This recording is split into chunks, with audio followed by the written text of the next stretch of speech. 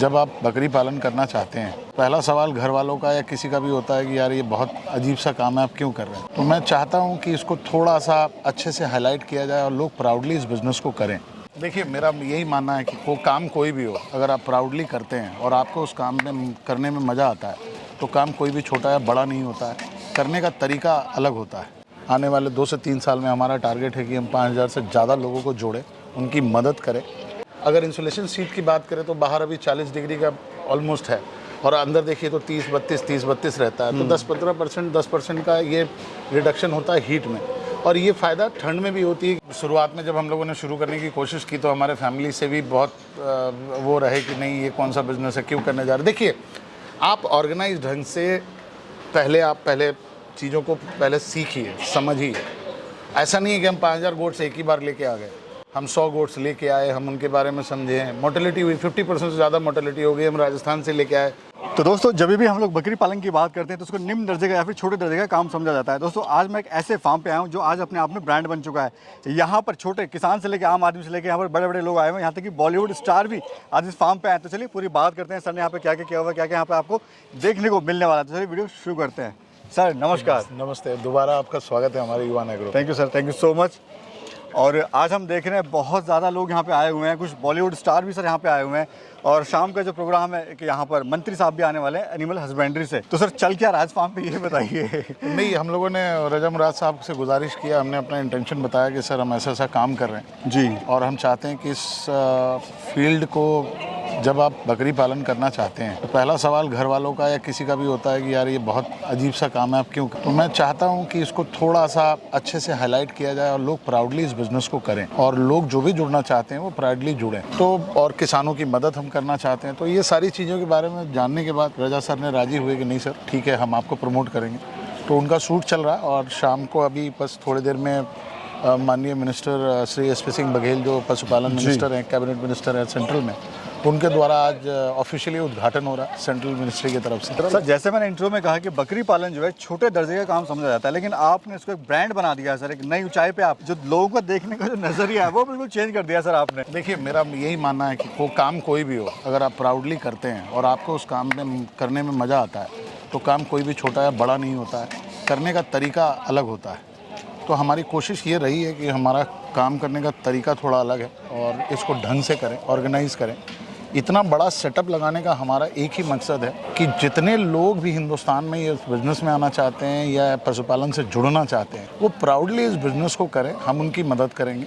आने वाले 2 से 3 साल में हमारा टारगेट है कि हम 5000 से ज़्यादा लोगों को जोड़ें, उनकी मदद करें। और पशुपालन में जो भी मिनिस्ट्री में अभी तक जो प्रॉब्लम्स आती हैं कि लोग ट्रेनिंग करते हैं, यूट्यूब देख लेते हैं और सिर्फ उसके बाद हम लोग वो चाहते हैं कि हम फार्म सेटअप कर लें, कहीं से कुछ जानवर खरीद के लाते हैं, लेकिन जानवर खरीदने के बाद उनकी प्रॉब्लम जो एक्चुअल शुरू होती है उसको देखभाल और या उसको सपोर्ट सिस्टम देने वाला कोई भी हिंदुस्तान में अभी नहीं है। तो हमारी कोशिश यही है कि जो भी लोग हमसे ट्रेनिंग लेंगे या जो भी लोग हमसे जुड़ेंगे, उनको पशु खरीदने से लेके और बेचने तक दूध का फॉरवर्ड इंटीग्रेशन चीज़ बनाना है या घी बनाना है, मैन्योर जो है उसको ढंग से कैसे खाद बना के ऑर्गेनाइज सेक्टर में बेचना है, इन सब चीज़ों के बारे में हम लोगों को हेल्प करेंगे, सिखाएंगे और सेल सस्टेनेबल मॉडल बनाने के लिए हम अग्रसर रहें। मैं सर देख रहा हूँ स्टार्टिंग से आपने पूरे फार्म जो ऑटोमाइजेशन किया हुआ है, इसमें जो चीज़ बेस्ट कर सकते हैं आपने करें, जबकि जो नया फार्मर है वो शुरुआत बाद में करता है इन सब चीज़ों के लिए। आपने स्टार्टिंग से आप इसको लेके चल रहे हैं सर।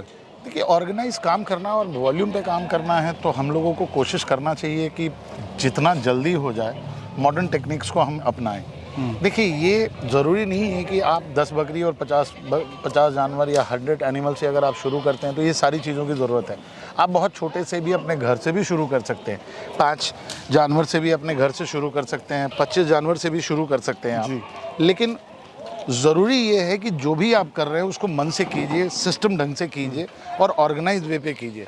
अगर आप ऑर्गेनाइज ढंग से करते हैं, अच्छे ढंग से करते हैं और अच्छे मन से करते हैं, बहुत ऐसे लोग होते हैं जो मेरे पास आते हैं कि साहब मेरे पास टाइम नहीं है, लोग देख लेंगे, जी, आप हमको हेल्प कर दीजिए, फार्म सेटअप कर दीजिए। राइट। मैं उनको मुंह से मना कर देता हूँ और फ्रंटली मना करता हूँ कि देखो साहब, आप आए हो मेरे से, एनिमल हो सकता है खरीदोगे तो मेरा मुनाफा होगा, बट आपका मैं 1 लाख रुपए के मुनाफे के चक्कर में आपका 50 लाख रुपए नहीं डुबा सकता। अगर आप खुद नहीं देख सकते इस बिज़नेस को, तो इस बिज़नेस को मैं आपके माध्यम से सारे दर्शकों को बोलूँगा कि ये बिज़नेस नहीं करना चाहिए। राइट, इसमें इन्वॉल्व होना पड़ेगा 100%। देखिए, एनिमल का एक सबसे बड़ा फैक्टर है कि ये एनिमल फार्मिंग जो कोई भी एनिमल फार्मिंग होती है, वो जॉब जो है वो रॉकेट साइंस नहीं है। बस आपको थोड़ा सा अटेंटिव होना पड़ता है। का जो नेचर है या जो आपका कार्यशैली है वो थोड़ा सा सिंपैथेटिक होना चाहिए और आपको अटेंटिव रहना पड़ेगा। सर, जैसे हम अभी देख रहे हैं, अभी फार्म के अंदर आ चुके हैं और यहाँ पर जो पूरा शेड है, मतलब लगेगा नहीं आप किसी गॉड फार्म में आए हुए हैं सर। मतलब हाईटेक बनाया हुआ है हर तरह से, ताकि आपके जो एनिमल हैं वो स्वस्थ रह सकें, अपना कंफर्टेबल रह सकें। फॉर एग्जांपल अभी हम बात करें, छत पे आपने ये बनाया हुआ है ठंड से बचाने के लिए, और आपने इधर लाइटिंग लगाई हुई है। ये फ्लाई कैचर्स है जो, देखिए, एनिमल कहीं भी हो, अगर एनिमल स्ट्रेस में नहीं है, हमारा पहला उद्देश्य होता है कि एनिमल स्ट्रेस में ना हो। अगर एनिमल स्ट्रेस पे नहीं है तो वो अच्छी ग्रोथ भी करेगा, अच्छा उसका फर्टिलाइजेशन भी होगा, दूध भी अच्छा देगी बकरी, बच्चा भी अच्छा होगा। तो वो ध्यान में रखते हुए फ्लाई कैचर्स लगाए हुए हैं ताकि जो मच्छर मक्खियाँ हैं इनको ना परेशान करें। अगर इंसुलेशन सीट की बात करें तो बाहर अभी 40 डिग्री का ऑलमोस्ट है और अंदर देखिए तो 30-32 रहता है। तो 10% का ये रिडक्शन होता है हीट में। और ये फ़ायदा ठंड में भी होती है कि ओस जब आती है तो पानी नीचे गिरता है तो इनको ठंड की परेशानी होती है, ठंड पानी से परेशानी होती है, तो वो उसके लिए भी ये फ़ायदेमंद रहता है। जी, शुरुआत में तो बड़े चैलेंजेस आपको आए होंगे, इतना आसान नहीं रहा होगा इस तरह का सेटअप बनना। लोगों ने भी कहा होगा कि आप क्या कर रहे हो, कुछ सफल नहीं होने वाले, सब बेकार की बातें हैं, इतना पैसा आप लगा रहे हैं, हम 20-20 सालों से 25-25 सालों से कर रहे हैं। तो आपका क्या एक्सपीरियंस रहा सर? डीमोटिवेशन तो हुआ होगा? कोई बिजनेस, हाँ, बहुत हुआ। शुरुआत में जब हम लोगों ने शुरू करने की कोशिश की तो हमारे फैमिली से भी बहुत वो रहे कि नहीं, ये कौन सा बिज़नेस है, क्यों करने जा रहे। देखिए, आप ऑर्गेनाइज ढंग से पहले चीज़ों को पहले सीखिए, समझिए।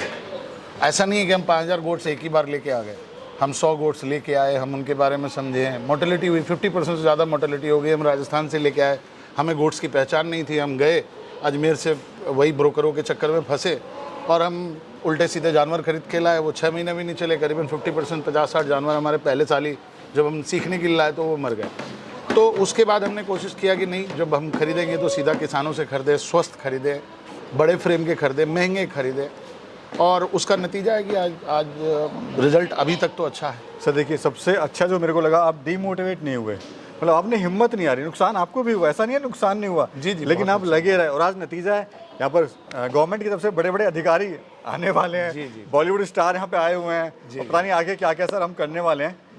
तो सर अगर बात करें, अभी प्लान क्या है आपका आगे? जैसा हम देख रहे हैं कि आपका लास्ट वीडियो में आपने कहा था कि इंस्टीट्यूट हम ओपन करने वाले हैं, यहाँ पे ट्रेनिंग वगैरह कराएंगे। अप्रैल 2 लास्ट वीक में शुरू हो गए हमारे ट्रेनिंग प्रोग्राम। 2 प्रोग्राम होंगे, एक 7 डेज़ का प्रोग्राम होगा जो रेजिडेंशियल प्रोग्राम होगा जी, और जिन्होंने 7 डेज़ का प्रोग्राम कर लिया उनके लिए एडवांस गोट कमर्शियल फार्मिंग के बारे में हम बताएंगे। वो 2 दिन का प्रोग्राम होगा।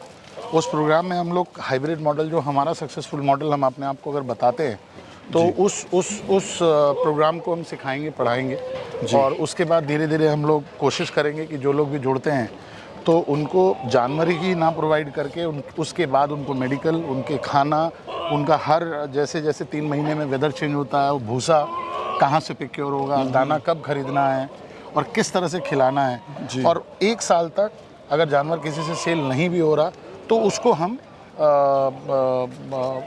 खरीदने के, बाईबैक करने की भी गारंटी देंगे कि आपको अगर आपसे नहीं बिक रहा तो हम एक मूल्य तय करेंगे, उससे आप जानवर हमारे यहाँ छोड़ जा सकते हैं। बिकॉज सर जो फार्म फेल होते हैं उसका एक रीज़न ये भी, जहाँ पे लोग ट्रेनिंग करते हैं, या तो उनको सपोर्ट नहीं मिलता है उसको, या फिर जो सही तरीका है गोट फार्मिंग शुरू करने का वो उनको नहीं सिखाया जाता है। हाँ, ये तो है। और एक धारणा ये भी है कि अगर आपने गोट खरीद लिया और 7 दिन की ट्रेनिंग कर ली जी तो आप गोट फार्मर बन जाते हैं। ऐसा नहीं है साहब। पहली हमारी कोशिश यही रहती है कि हिंदुस्तान में वेटनरी की सबसे ज़्यादा प्रॉब्लम है। जो भी डॉक्टर्स होते हैं वेटनरी, उनको बकरियों के बारे में ज़्यादा पता होता नहीं है। तो हमारा ये है कि जो भी लोग हमसे जुड़ेंगे उनको हम लोग आफ्टर सेल जो जानवर लेके जाएंगे उनको 1-2 साल जब तक उनकी ज़रूरत होगी हम उनको वेटनरी की व्यवस्था कराएंगे और वेटनरियंस के हेल्प से उनको सक्सेसफुल करेंगे। यानी पूरा जो इंफ्रास्ट्रक्चर है आप उनको देने वाले हैं, स्टार्टिंग से लेकर एंड तक अगर सेल नहीं हो रहा है तब भी आप उनकी हेल्प करेंगे खरीदने के अंदर में। जी। तो सर आज जैसे भी टाइम हो गया है मिनिस्टर साहब का आने के लिए, मैं समय ज़्यादा नहीं लूँगा क्योंकि आपके पास बहुत सारी जिम्मेदारियाँ हैं। चलिए बहुत बहुत शुक्रिया सर। थैंक यू सर, बहुत अच्छा लगा आने के लिए और आते रहिए। Thank you so much sir. Thank you very much. Thank you sir, thank you. तो दोस्तों ये थी आज की वीडियो गॉड फार्मिंग के बारे में। एक ऐसा फार्म हमने दिखाने की कोशिश करी है जो अपने आप में आज ब्रांड बन चुका है। दोस्तों मैं यहाँ पे ये कहना चाहूँगा, अगर आप गॉड फार्म शुरू करना चाह रहे हैं, फिर कोई भी काम आप शुरू करना चाह रहे हैं, तो पहले फुल तरीके से उसकी ट्रेनिंग लीजिए, अपने कॉन्टैक्ट्स बनाइए, मार्केटिंग का पूरा नॉलेज लीजिए, उसके बाद ही कहीं जाके आप यानी अच्छे तरह से जब तक आप रिसर्च नहीं करेंगे तब तक आप कोई भी काम स्टार्ट ना करें। तो चलिए वीडियो खत्म करते हैं यहाँ पे। वीडियो कैसे लगी बताइएगा ज़रूर। मिलेंगे फिर एक और खूबसूरत यात्रा में, फिर एक और खूबसूरत सफ़र में। तब तक के लिए नमस्कार।